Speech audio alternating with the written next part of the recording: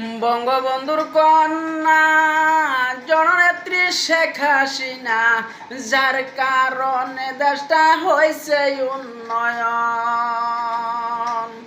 বঙ্গবন্ধুর কন্যা জননেত্রী শেখ হাসিনা, যার কারণে দেশটা হয়েছে উন্নয়ন।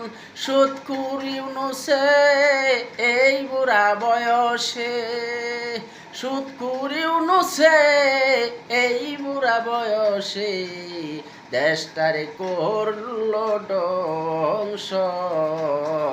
বলছে বাংলার জনগণ, বলছে বাংলার জনগণ। শেখ হাসিনা সরকার বারে বারে দরকার, বলছে বাংলার জনগণ, বলছে বাংলার জনগণ।